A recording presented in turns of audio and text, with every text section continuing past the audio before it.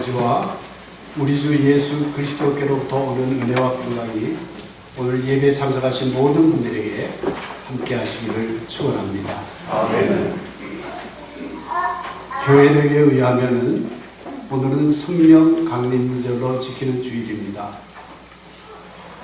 오늘 아침 읽은 두 번째 성서 공동문 사도행전에 보면 이날의 모습을 이렇게 기록하고 있습니다. 제가 다시 한번 읽겠습니다. 사도행전 2장 1절부터 4절까지 말씀입니다. 오순절 날이 이미 이르매 그들이 다 같이 한 곳에 모였더니 호련히 하늘로부터 급하고 강한 바람 같은 소리가 있어 그들이 앉은 집 온 집에 가득하며 마치 불의 혀처럼 갈라지는 것들이 그들에게 보여 각 사람 위에 하나씩 임하여 있더니 그들이 다 성령의 충만함을 받고 성령이 말하게 하심을 따라 다른 언어들로 말하기를 시작합니다. 오순절 날 마가의 다락방에 모였던 성도들은 아주 특별한 체험을 하게 됩니다. 그들이 모여서 말씀을 나누고 전혀 기도에 힘썼을 때 갑자기 하늘로부터 바람이 휘몰아치고 성령의 불꽃이 그들 머리 위에 각각 내리더니 거기 모였던 모든 사람들이 이상한 말을 하기 시작했습니다. 그것이 오늘 성령 강림절에 처음 일어났던 모습입니다. 그런데 이 성령 강림절의 역사는 이미 예고되어 있던 것이었습니다. 예수께서 이 땅에 계실 때 이미 보혜사 성령을 보내주실 것을 말씀하셨습니다. 요한복음 14장 26절에 예수님께서 하신 말씀입니다. 보혜사 곧 아버지께서 내 이름으로 보내실 성령 그가 너에게 모든 것을 가르치시고 내가 너에게 말한 모든 것을 생각나게 하시리라고 하셨습니다.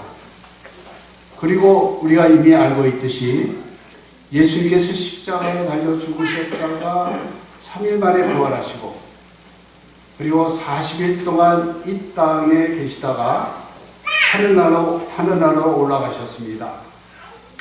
바로 지난 5월 10일이 우리 주님이 승천한 승천절입니다. 주님의 승천절입니다. 사실 우리는 다 거의 기억도 못하고 지내는데 유럽에 있는 국가들은 이날을 공휴일로 국경일로 지키는지 모르겠지만 공휴일로 지키고 있습니다. 이날 우리 주님이 승천하시기 직전에 하신 말씀이 사도행전 1장 4절에서 5절에 이렇게 말씀하고 있습니다. 사도와 함께 모이사 그들에게 분부하여 이르시되 예루살렘을 떠나지 말고 내게서 들은 바 아버지께서 약속하신 것을 기다리라. 요한은 물로 세례를 베풀었으나 너희는 몇 날이 못되어 성령으로 세례를 받으리라 하셨습니다. 또 승천하시는 날 바로 직전에 또 이런 말씀도 남기셨습니다. 사도행전 1장 8절이죠. 우리가 잘 아는 말씀. 오직 성령이 너에게 임하면은 너희가 권능을 받고 예루살렘과 온 유다와 사마리아와 땅끝까지 이르러 내 증인이 되리라. 그런 말씀입니다. 예수께서는 바로 이런 말씀들을 남기시고 하늘나라로 올라가셨습니다. 이 모습을 바라보던 제자들은 그냥 흩어질 수가 없었죠. 그들은 벅찬 가슴을 안고 예루살렘에 있는 마가의 다락방으로 돌아와서는 모여서 같이 찬송하고 말씀을 들으면서 저녁 기도에 힘썼다고 하는데 그 수가 120명이나 되었다고 합니다. 이들은 주님이 승천하신 날부터 열흘 동안 마가의 다락방에서 한 마음으로 말씀을 나누며 저녁 기도에 힘썼습니다. 그러던 중 마침내 예수님이 승천하신 지 열흘째 되는 날, 부활하신 지는 50일째 되는 날, 이날이 마침 오순절입니다. 그래서 오순절이라고도 하고 성령 강림절이라고도 이렇게 우리가 말하고 있죠. 우리가 알고 있듯이 오순절은 이스라엘의 3대 명절 중에 하나입니다. 처음 익은 열매를 드리는 그런 명절이죠. 또한 이 오순절은 이렇게 처음 열매를 드리는 명절일 뿐만 아니라 하나님께서 시내산에서 이스라엘 백성들에게 율법을 주신 것을 기념하는 명절로도 지키는 날입니다. 이런 의미가 있는 그 오순절 날에 성령 강림의 사건이 일어난 것이었습니다. 성령이 강한 바람 소리처럼 들리는 가운데 불이 혀처럼 갈라진 모습으로 그들 가운데 임한 것이었습니다. 그러자 그들 가운데 15개 나라 방언으로 그들은 말하게 되었고, 이를 본 사람들이 놀라서 그 사람들이 아침부터 세술에 취했구나 하고 빈정거렸습니다. 그러자 제자 가운데 베드로가 일어나서는 성령 충만한 가운데 그날 모인 사람들에게 자초지종을 설명하면서 설교를 하니까 그날 그의 설교를 듣고 3,000명이나 되는 사람들이 회개하고 세례를 받았다고 성경은 기록하고 있습니다.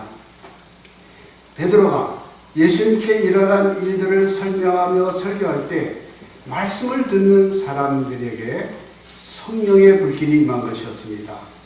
그래서 그들은 어찌할꼬 가슴을 치면서 회개한 것이었습니다. 이렇듯 성령은 말씀을 통해서 우리에게 임하심을 우리가 알 수 있습니다. 성령의 임재에 대해서 아우크스부르크 신앙 고백서 제5절은 이렇게 말하고 있습니다. 하나님은 복음과 성례전을 통하여 성령을 주신다. 성령은 복음을 듣는 사람들 안에 믿음을 생기게 한다. 우리가 복음에 살아있는 말씀 없이 성령을 자신의 준비 또는 사상 그리고 공부를 통하여 쟁취할 수 있다고 가르치는 제세례파들은 저주를 받을 것이다 라고 이렇게 했습니다. 이 아우구스부르크 신앙 고백서라는 것은 아마 좀 생소하게 듣는 분도 있고 처음 듣는 분도 있고 생소하게 들릴지 모르겠습니다만은 우리 중앙교회 교회 수첩에 보면 교회 정관에 제2장에 보면 신앙의 기본이라는 그런 항이 있습니다. 이 신앙의 기본은 우리 루터 교회가 갖고 있는 신앙의 기본은 이것이다 라고 여기 정의한 것입니다.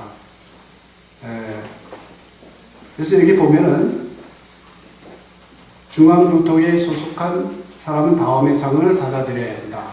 제1항은 구약 성서와 신약 성서는 쓰여진 하나님의 말씀으로 믿음과 행위의 유일한 법칙이며 규범이다.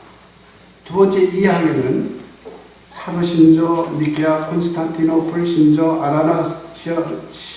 아다나시우스 신조, 아우구스부르크 신앙 고백서, 루터의 소교리 문답서를 기독교의 대대적 교리로 보며 성서를 올바르게 해석한 것으로 본다. 그 다음에 또 있습니다. 대교리 문답서도 있고, 아우구스부르크 신앙 고백서 변증서도 있고, 마르크루크 신앙 고백서도 있습니다만은 우리가 루터 교회가 어떤 교회냐라고 정확하게 알고 싶다라면은 바로 오늘 우리 교회 정관에 나와 있는 이 신앙의 기본이라는 것을 눈여겨 보시고 그 책들을 한번 찾아서 읽어보시면 루터 교회가 이런 교회구나. 루터 교회가 도대체 무엇입니까? 라고 물을 때 우리는 좀 두리뭉실하게 대답하는데 구체적으로 아주 여기 정의가 되어 있습니다. 얘기가 좀 빗나갔습니다만은 루터는 성령은 말씀 없이는 임하지 않고 말씀이 먼저 나타나지 않고는 하나님은 성령을 주시지 않는다고 했습니다. 이렇듯 루터는 성령은 철저히 말씀과 관계되어 있음을 강조하고 있습니다.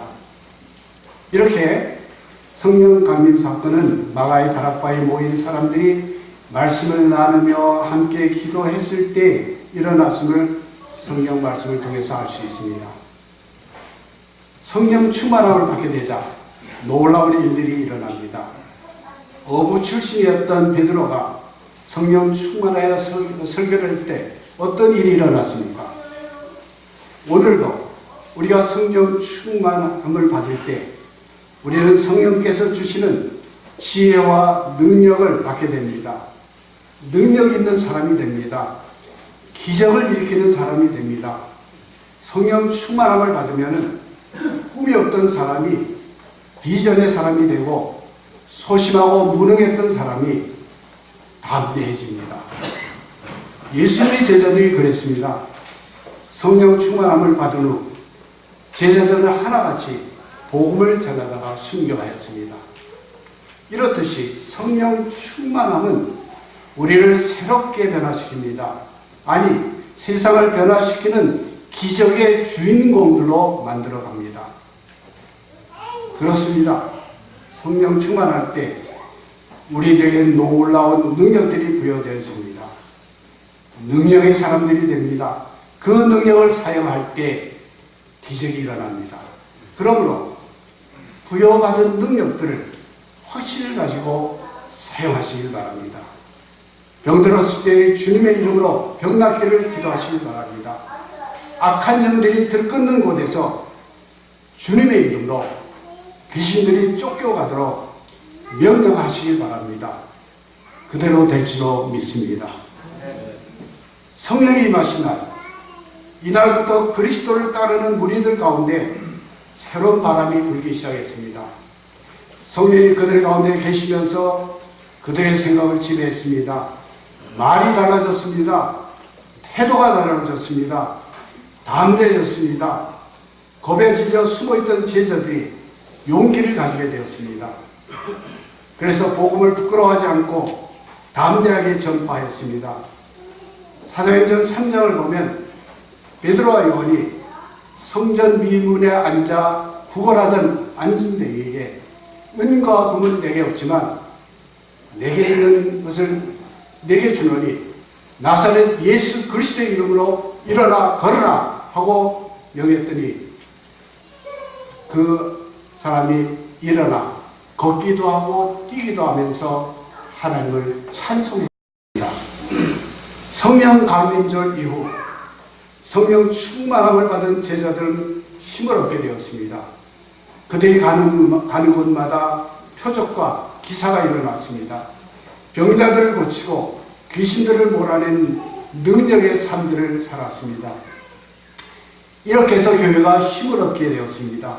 성령께서 도우셔서 힘을 주심으로 복음이 영혼의 불길처럼 퍼져갔습니다. 그런 의미에서 교회의 힘은 바로 성령 충만함에서 나온다고 생각합니다. 교회는 처음부터 이 성령이 주시는 힘이 있었습니다. 그래서 세상을 이길 수 있었고 고통과 문제들을 해결할 수 있었습니다. 그런데 이 성령은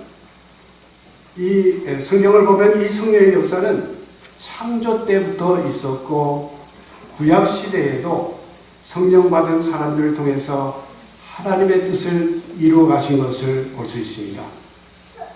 구약 민수기 11장에 보면은 이런 이야기가 있습니다. 모세가 이스라엘 백성들을 이끌고 출애굽하여 가나안 땅을 향해 가는 그 과정에 일어난 일들입니다. 시내 광야를 지나서 얼마 가지 않아서 백성들이 불평을 하기 시작합니다. 애굽에서 편하게 지내던 일과 애굽에서 먹던 고기가 먹고 싶다고 불평을 합니다. 이런 백성들을 보면서 모세도 너무 힘들다고 하나님께 불평을 해댔습니다. 그러자 하나님께서 모세에게 70명의 장로들을 서울하시고 그들에게 성령을 부어주십니다. 그러자 70명의 장로들이 성령을 받습니다. 민수기 11장 25절의 말씀 이렇게 기록이 되어 있습니다. 여호와께서 구름 가운데 강림하사 모세에게 말씀하시고 그에게 임한 영을 70장로들에게 임하게 하시니 그들이 예언을 하였다라고 이렇게 기록되어 있습니다. 모세에게 임했던 성령이 장로들에게도 70장로들에게도 임하자 그들은 백성의 지도자들로 능력 있게 하나님의 일들을 할 수 있었습니다. 그렇습니다.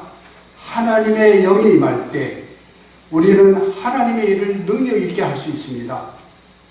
그런 의미에서 성경적 리더십은 하나님의 영인 성령 충만함을 받아야 합니다.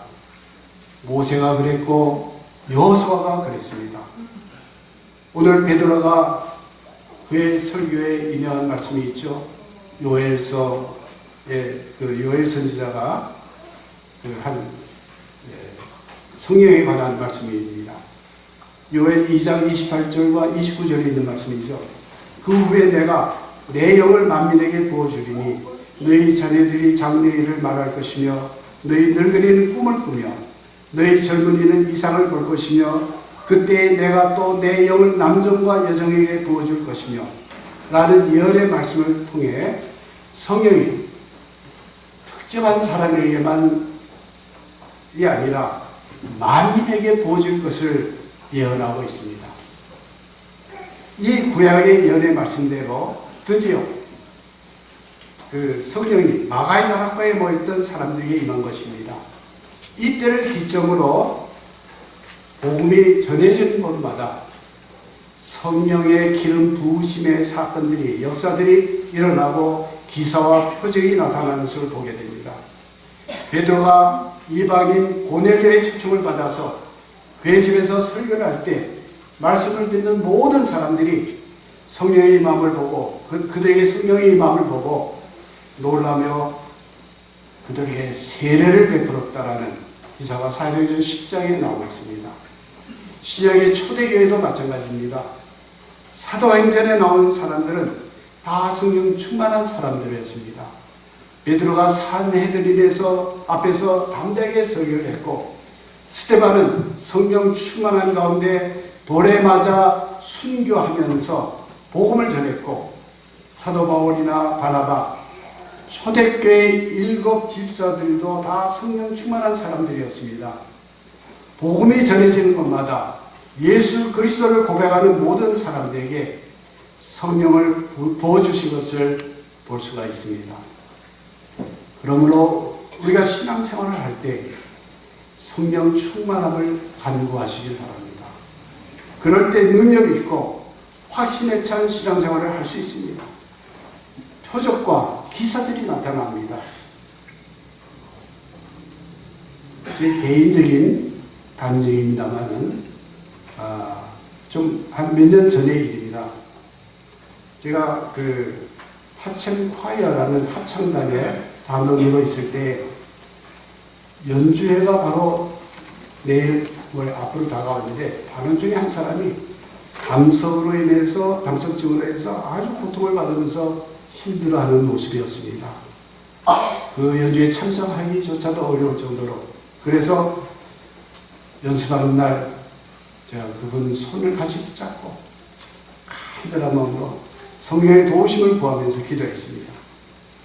그런데 그 후에 그 몸 안에 있던 큰 돌이 소변으로 다 깨어져 나왔습니다. 그분이 나에게 고백을 했습니다. 그래서 제가 아는 거죠. 혹시 우리 가운데 이런 간증을 얘기하면은 거부감을 가지는 분들이 있을 것입니다. 그러나 저의 신앙은 하나님은 우리의 모든 것을 아시고 우리가 기도할 때마다 우리의 기도를 들어주시는 분이라고 믿습니다. 우리가 아플 때 병 낫기를 기도하는 것은 너무나도 당연한 것입니다. 아픈데도 기도하지 않는다라면 그것은 얼마나 비신앙적입니까? 물론 병원 치료도 받아야 하겠지만 그렇습니다. 우리가 필요한 것이 있는데도 간구하지 않는다라면 하나님을 우리가 얼마나 무시하는 겁니까? 우리에게 기도할 수 있는 하나님이 계시다는 것이 얼마나 감사한 일입니까? 기도하시길 바랍니다. 기도는 만사를 변화시킵니다. 아픈 곳이 있으면 손을 얹고 기도하시길 바랍니다. 문제가 있으면 문제를 놓고 기도하시길 바랍니다. 두려움이 있으면 그것을 놓고 기도하시길 바랍니다. 성령께서 여러분의 기도를 들어주십니다. 지난해 작년이 우리 교회가 창립 50주년이 되는 해였습니다. 그래서 기념으로 기념 문집을 발행을 했습니다. 그 창립 50년 기념 문집에 제가 이름을 거명해서 죄송합니다만 최구목 검사님이 세 가지 간증이라는 제목으로 글을 썼습니다. 제가 그 글을 읽으면서 권사님의 삶을 통해서 성령의 역사하심을 느낄 수 있었습니다.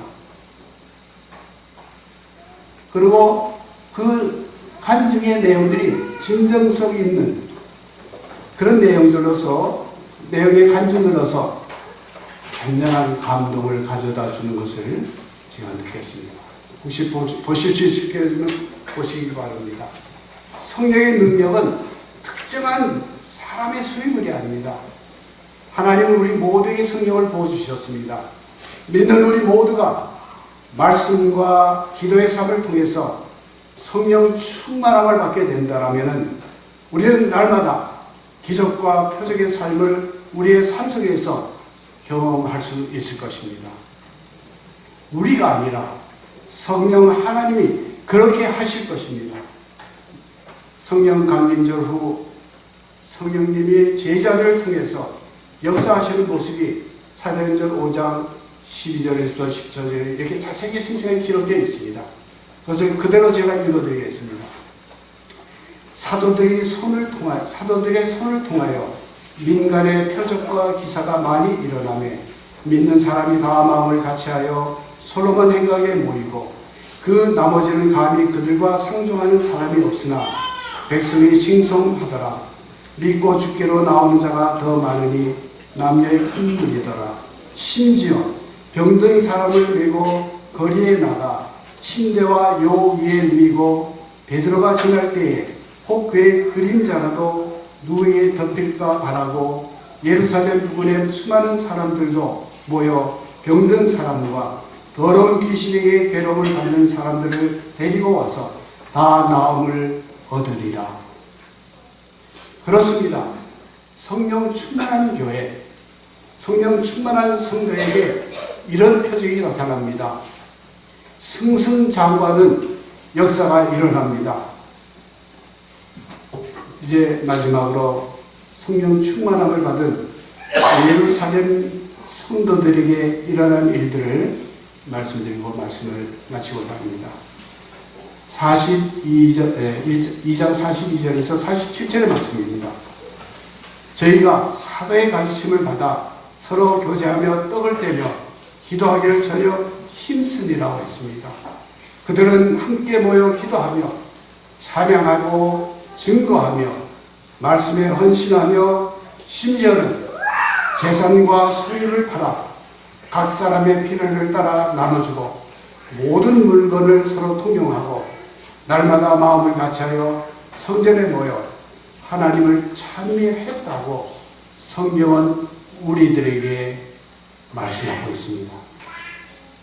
2000년 전 마가의 다락방에 임했던 성령 충만함의 역사가 오늘 중앙교회 성도들에게도 임하기를 주님의 이름으로 축원합니다. 아멘. 그래서 우리 중앙교회 교인들도 활력이 넘치고 기쁨이 넘치며 확신에 찬 신앙생활을 할 뿐만 아니라 서로를 위해서 기도하며 상부상조하는 생활을 통해서 아름다운 믿음의 공동체를 이루어 가시기를 바랍니다.